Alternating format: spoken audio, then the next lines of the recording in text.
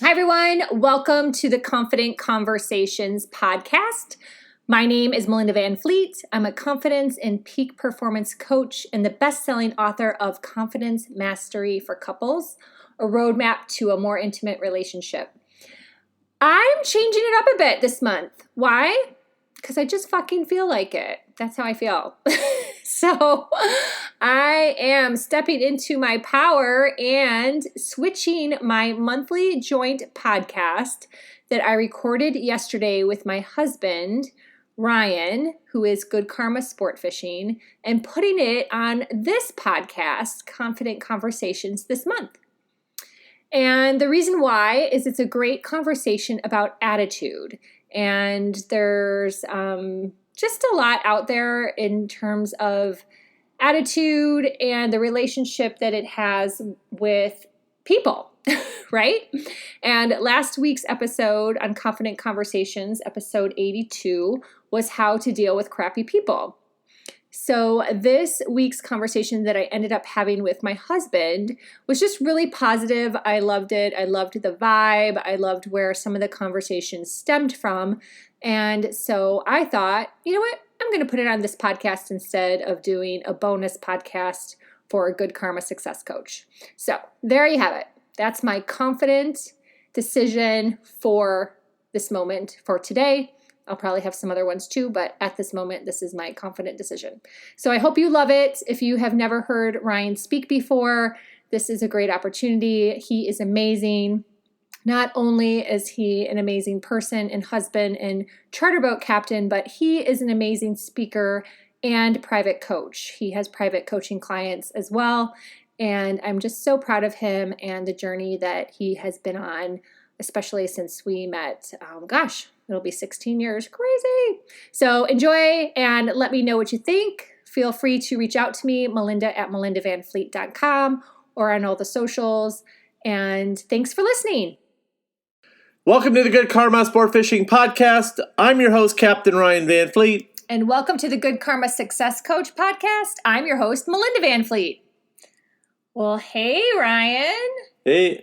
What started a couple days ago? Grouper season. Woo! Woo! Yeah. It's always, I just love grouper season. I don't know. Like in my newsletter, it just is something special for me. I've always looked forward to any sort of opening day of fishing. I remember when I was a kid, I loved to go duck hunting with my father, and duck hunting season opener was just something that it was better than Christmas. Better than Christmas? Better than Christmas. We didn't kill many ducks, but it was more about just the experience of going, and it just was. I think I learned more from going duck hunting with my dad about the outdoors than I did from growing up going fishing. It just really is bizarre, but it really taught me about just being outside, looking forward to something, being with people, knowing that like I said, we didn't kill many ducks. was that because you sucked or what? We just were both terrible? No, we just weren't that good.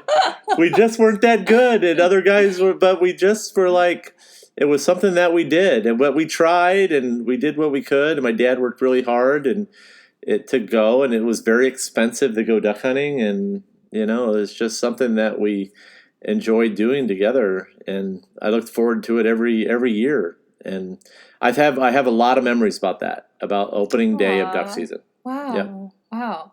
Well, I remember when we got together and you would get super excited about fishing season opening and being able to go visit Al and go to Lake Michigan for the first time, and every year.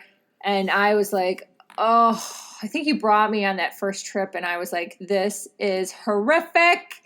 It is freaking cold.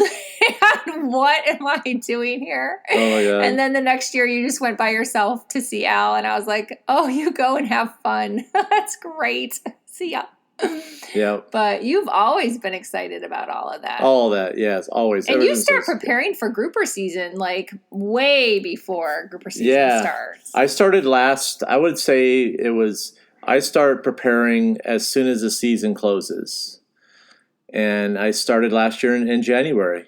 As soon as the season closed, I started in my free time, start thinking about how I would go back, analyze every grouper trip I had, every bite I had, and then including bait and all that other good stuff. Analyze moon cycles, just all sorts of stuff, and bait, how it moved. And then I spent all year getting ready for this year. So, meaning that I didn't spend every waking the last moment. 4 months. Yeah. Because grouper season, just for like anyone out there that doesn't know. It's sort of the last 4 months. Grouper season closes December 31st, right? Yep.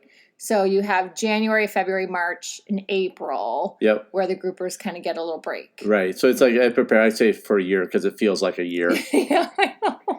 It feels like a very long while. But I want people out there to know that it's not a year. And Yeah. Ryan does know his fishing, in case someone's listening to this scratching their head going, what the fuck Yeah, is he talking about? It always feels like a year to me. Always, because it's such a long wait for you. It's a because very, you catch so many groupers. very long wait. And your clients love them. Yeah, I really enjoy targeting that fish. Probably, it's one of my top favorite fish to target. So, So we're going to talk a little bit today about attitude. And as you can tell how we kicked off this podcast, Ryan has an amazing attitude about fishing and waiting for season and getting excited and thinking of the memories.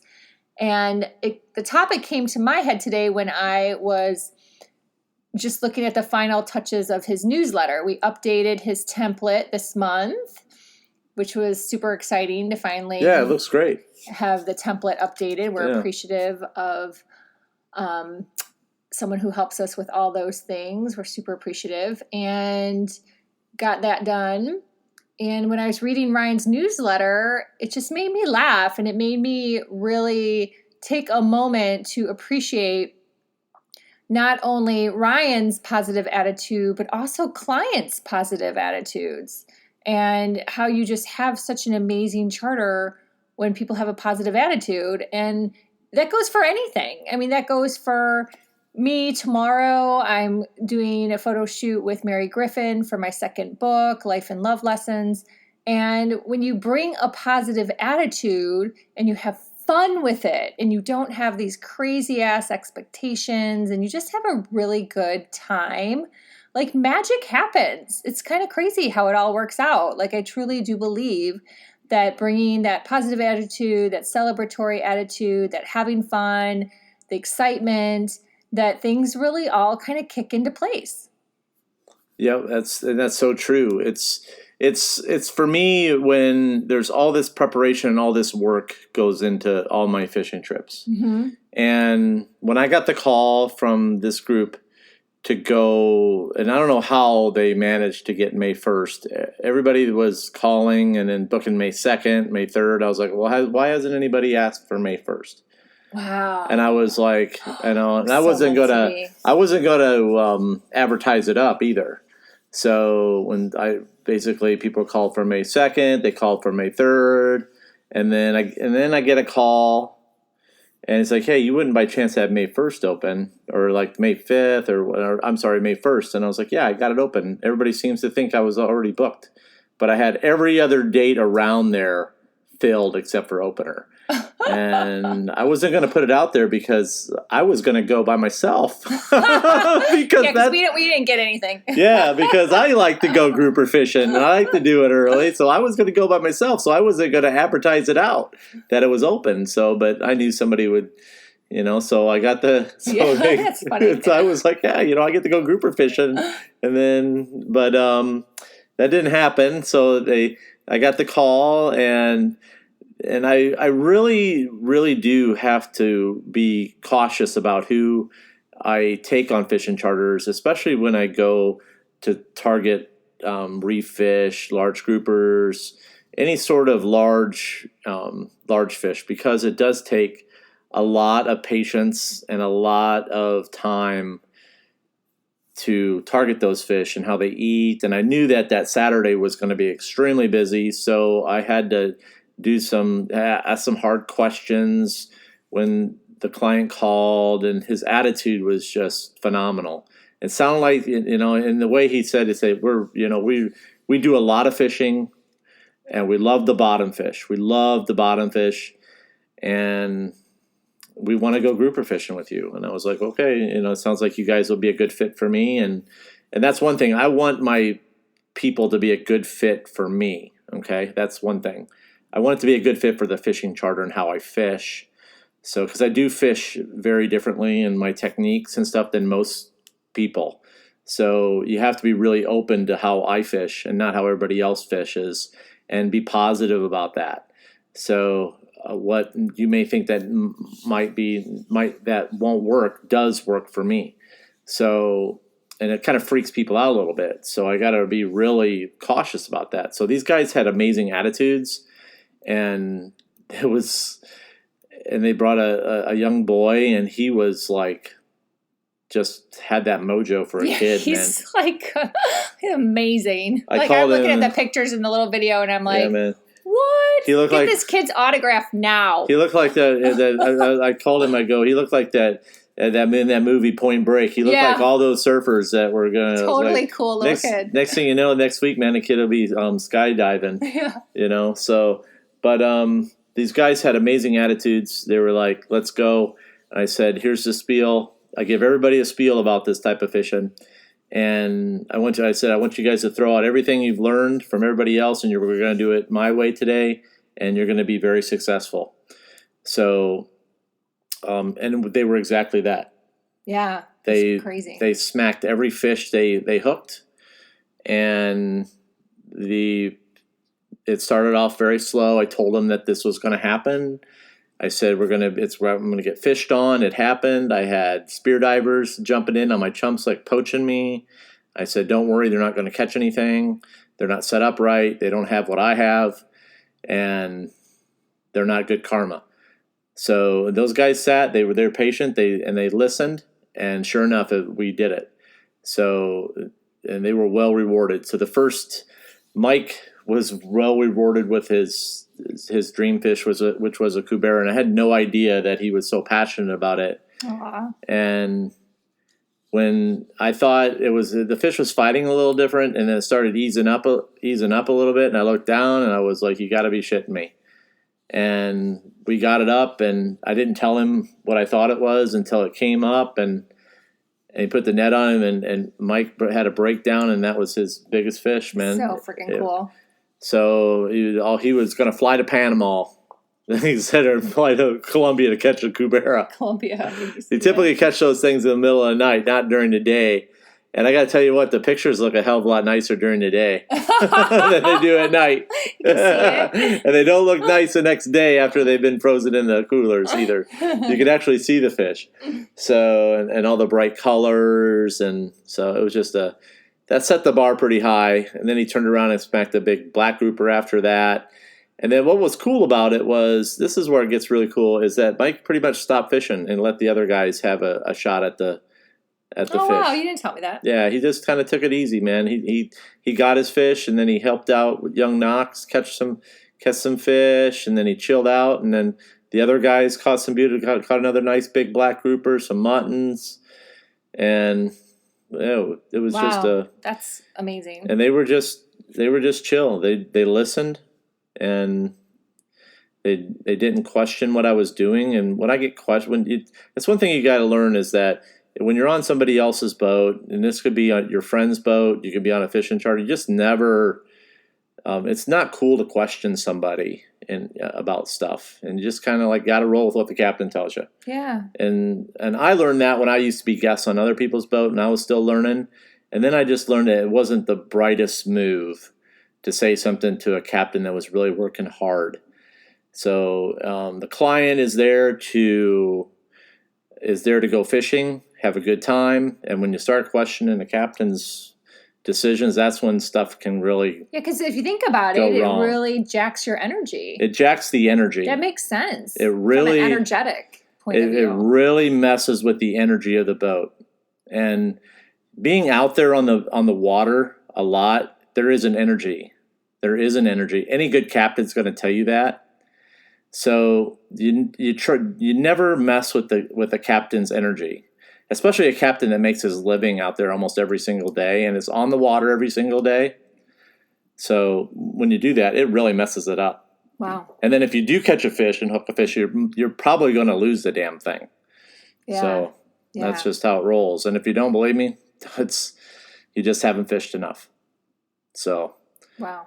Energy is a big thing on the boat. Yeah. Positive attitudes. And when you start messing with a boat captain's mojo or a mate's mojo, and then it's all it takes is a little tweak, and then it can just turn into a charter fishing trip.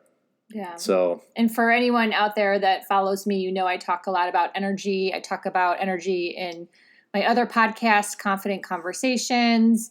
I talk about energy on my Facebook Lives. I write about it. It is such a big deal. And if you can master your energy and keep it in positive, I write about it in my book too. Keep it positive or at least neutral. Yep. And be aware of other people's energy around you as well. That's when all the magical shit starts to happen, people. And that's exactly it. Everyone on the boat kept in positive energy mode, positive attitude. That allowed Ryan to keep in a positive energy, positive attitude mode. And everything click, click, click, click, click, click, click, click, click, click, click, click, clicked. Yep. It happened Friday before grouper opener. I had a very good client of mine. Very good. He's fished with me several times. He's been very supportive. Super nice guy. Super supportive of me, through supportive of me and my business, through the podcast. He's just a really good guy. And he is down here and he's retired, and he's getting ready to head back up to North Carolina for the summer. And I've been trying to get him out, but the weather's been sucking. So I found a window of opportunity to go in the afternoon on Friday, and we got out there, and it absolutely was rotten. It was rotten. And I was ready to pull my hair out, and I had barracuda. I had 4 barracudas on me. I had it was brutal. And then the seas were kicked up pretty bad still from all the wind. And I just hung with it. And I told him I was going to do my best, and we were going to make a run. And then I was going to take him someplace special, because he'd been very patient, and we were going to stick it out. So I got off the hook with 2 yellowtail snappers, and I had lost 15 to sharks and barracudas. I was penned in because of the waves. I couldn't get off the hook, and it was just very frustrating. But I stuck with it. I told Bennett, I go, thanks for putting up with my shit. I go, but here we go. We're going to go do it. And sure enough, within an hour and 20 minutes, Bennett is extremely positive. He hung in there with me. We've been through it together before. And he caught a limit of mutton snappers that were between 15 and 20 pounds in an hour and 20 minutes. And a whole bunch of other stuff. And we were done. Bam. Boom. In the box. In the box, and time to go home. Heading home. And it was. But he had a great attitude too. And his attitude kept me going. His attitude was never questioned me, never questioned what I was doing. Didn't ask if he can go do something strange, like go dolphin trolling or something like that. I mean, that's the thing, is you gotta let your captain do the job. That's it. Don't try to co-captain. Just let him do the deal. And if you let him do that, and good things will happen. Good things will happen. So I'm letting you captain this podcast.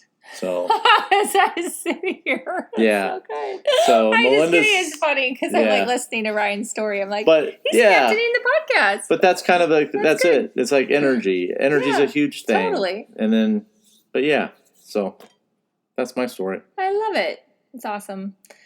So that's all we got this week. We just wanted to give a little attitude chat. Maybe someone out there reminds me of a kid, needs an attitude adjustment. Yeah. Did you ever have that said to you when you were a kid? Oh my God, yeah. Need an attitude adjustment. You need an attitude adjustment. Yeah. Oh my gosh. It's taken many years to get to where I'm at as far as my attitude. So, and a lot of work. It just didn't like spring up overnight. I don't think, it's really fascinating as I'm working with my niece Sienna on some things in terms of spirituality. It makes me think about, which is so true, and so many people say this, you have all these like positive things as you're an early child, and then society starts to get to you and reprograms you and takes that all away. And then as you get older, you have to like reprogram yourself and unlearn all that, unlearn all the bullshit, unlearn all the things that you learned from your family that isn't serve you, things from work, things from school, things from people, things from social media, whatever, tons of stuff out there, right? And you have to like unlearn all that. You have to rewire your brain, and you have to start to shift back pretty much to when you were a child and life was happy and carefree and you were positive. Yeah. When you were little. That's you were it. nothing affected you. You were just having a good time. Yep. So that's it. And for me, once I hit the head pen out of Tavernier Creek, everything just goes bye-bye. If I'm in the zone, I'm in a good place. So, and you feel like a kid out there. So that's and that's the energy. Yeah. So. Yeah, cool. Well, Captain Ryan, how can everyone get hold of you? You can follow me with all my crazy antics on Instagram. Corgi face. I just laugh and like kind of roll my eyes. And if you know me, I have kind of big eyes, so they kind of go around in my head. Yeah. And then I walk away. Pretty soon you're going to see me eat a pilchard's head off. Oh, yeah. No, let's not do that. No, I'm just kidding. We're just joking. Yeah, it's, you can follow me at Good Karma Sportfishing _FL_keys. And then check out my website. It's goodkarmasportfishing.com. Awesome. And I am on all the socials, Instagram, melinda_VanFleet, Facebook, LinkedIn. Website is goodkarmasuccesscoach.com. And we are super happy and grateful that you tuned in today. So hopefully you like this podcast and got some good laughs. And please share it with someone else that you think it could help. That's why we're here. Thank you. Yep. Thanks for tuning in, guys. And remember, anytime you're fishing, it's all good.